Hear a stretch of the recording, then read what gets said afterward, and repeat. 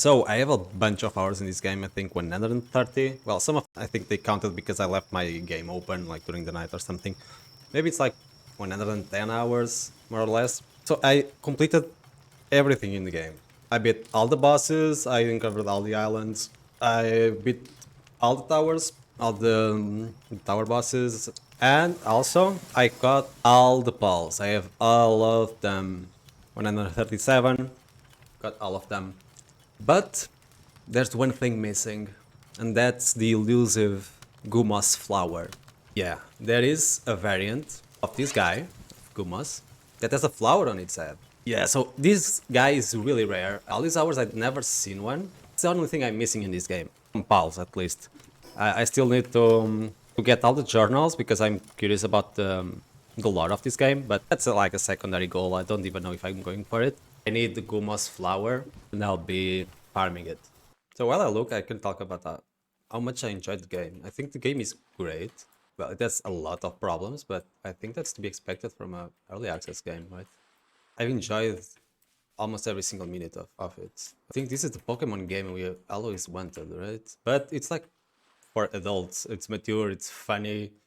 You can enslave your Pokemons.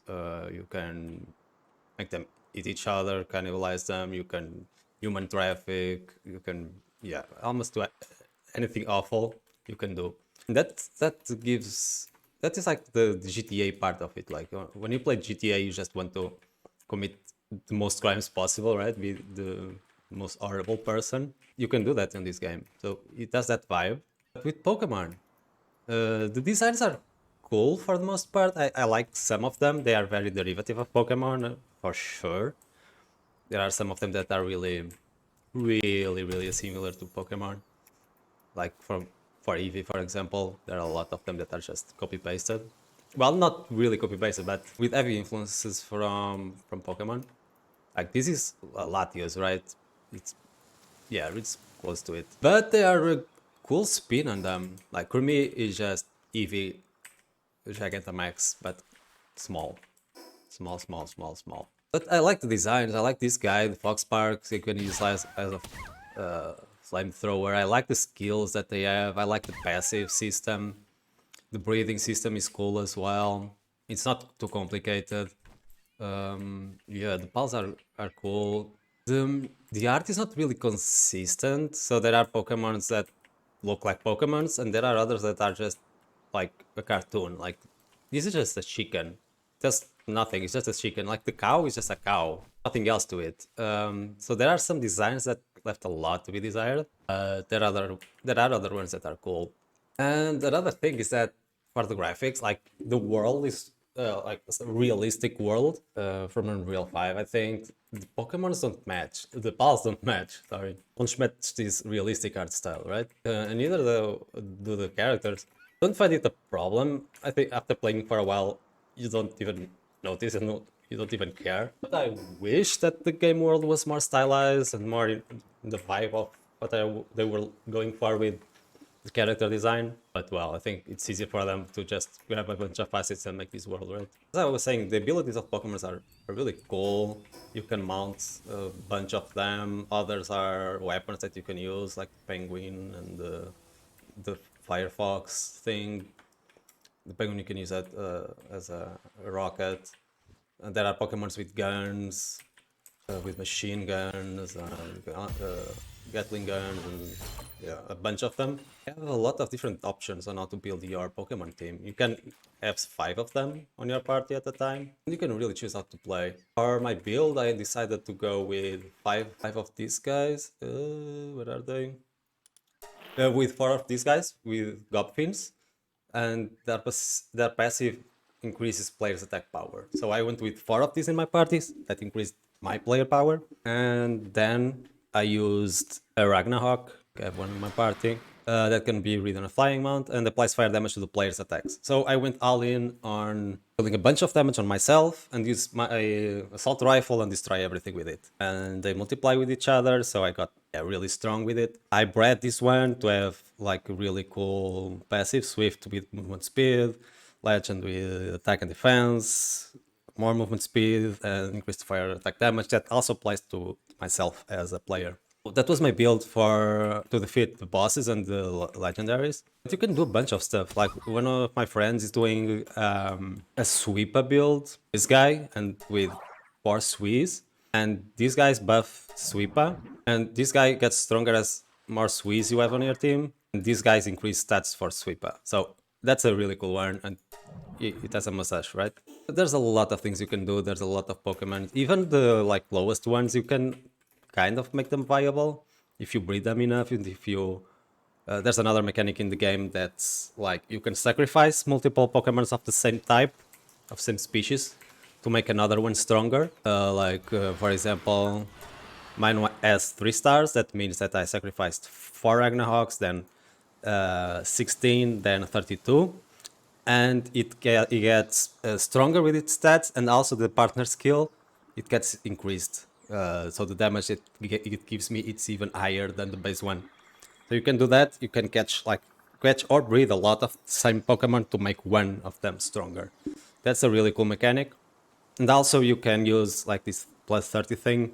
You can use like Pal essences that are items you find in the world to get them more stats, more attack, more defense, more HP, more work speed, etc. Yeah, so I think those mechanics and systems are really cool for a Pokemon-like game. And this is just for battle, because you can have pals working at your base, making your crafting and stuff.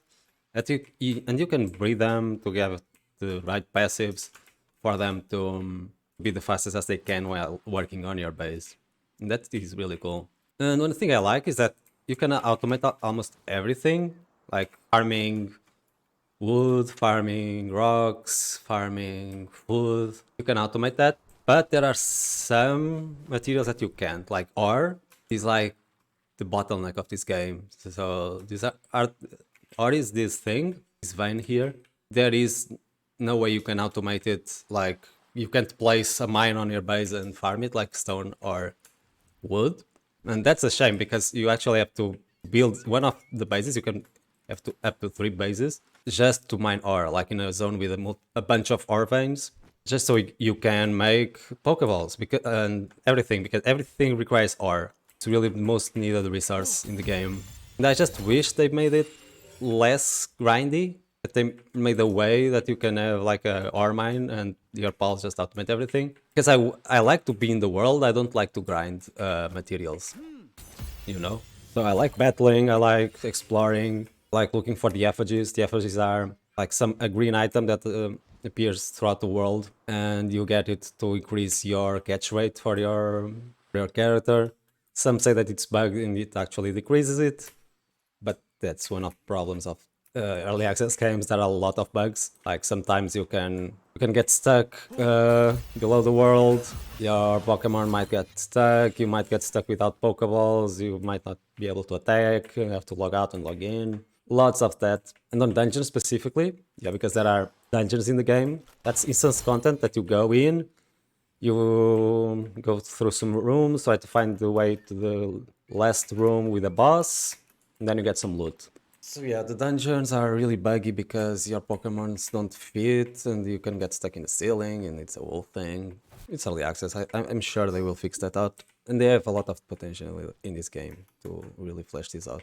A lot of potential in the world and stuff. Well, the world is really big. The map is really big. It took me a while to discover all of this. But it's kind of empty. I think they should add more like events and stuff. There are some events that are like some things that appear in the world with a cage and you have to save a Pokemon, but that's not enough. There are areas that are just desolate and with a Pokemon here and there, and there's nothing else to do than go through it and try to traverse it as fast as you can. So I wish they have more events and stuff to do in the world. They say that they will be introducing new islands, but I honestly would prefer that they would flesh this out more, the world that we already have, the islands we already have, and add more things to it than just create more islands. Also, there's another feature in the game is the building, so you can build your own base with materials, like any survival game, really. But it's really basic stuff. You don't have a lot of customization options. Building is really buggy. So you can make like a wall and then place some stairs and then remove the wall and the stairs stay there. You can't really build everything you want. You can't terraform, so if your base is not on perfect plane terrain, you might not be able to build what you want because you can place foundations on everywhere. And then there's this support system that you can't have like a roof on top of terrain that doesn't have a foundation. But there's stuff like that I wanted to create like a really big tower base, but I couldn't because of that. Yeah, and also there's the problem with pathing for your pals on your base. You want to have as much open space as possible so that they don't get stuff on things. I hope that they will improve on that, on the pathing and pals being stuck, but right now it's a problem. And if you want a game to base build, this is not it. Okay, go play like Enshrouded. That is a game that just released, and a survival game that has a lot of that going on with a really good building system. So yeah, those are my thoughts. Really had fun capturing all of them. But there's also the technology tree you can unlock. This is also a cool idea. But there's also the ancient technology part that you have to beat bosses to unlock technology points. Ancient technology points. Nothing here is good. That's the problem. Except for the egg incubators that are needed. Like small feedbacks are, yeah, they're nice, I guess, but grappling guns really suck. Condenser is essential, but other than that, all the grappling guns and feedbacks are just more of the same. The planter doesn't even give enough light, I guess. It's just these sphere launchers just suck. They don't work right. They're bugged. The spear is just a weapon. Decal gun set, yeah, decals are cool, but they disappear. So yeah, I think they should improve some of the items in the game, make them more competitive with the others. There are like weapons that just don't work at all, that are really bad. I wish they would balance this better. But yeah, you can make like a bunch of saddles that enhance your pals, that give them extra attacks. Like with this one, you can ride this Pokemon. With this, you can use it as a glider. I have one that's better. When I glide, I have a bird that hits me and I go much faster. That's cool. There are some pals that you can have outside of your Pokeball, and while you use one, they help on the fights. You can also make a build around that, and they are really good for early game. So yeah, there's a bunch of variety, bunch of items. There are schematics that you can find on dungeons and on bosses that allows you to make better gear, make better weapons, like epic weapons, legendary ones.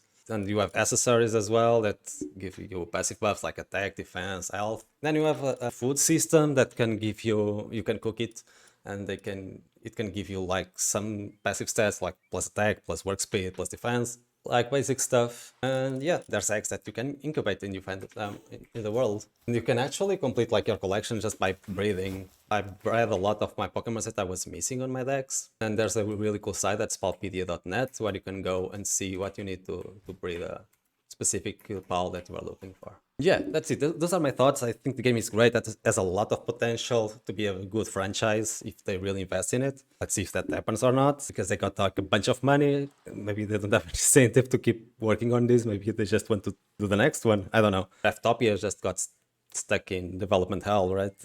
Never left early access. I hope they make a full-fledged game with this. I really had fun, and I want to, well, after I complete this, after I get my last Pokemon, last pal, and they fully release the game, I want to get back to it and experience it fully.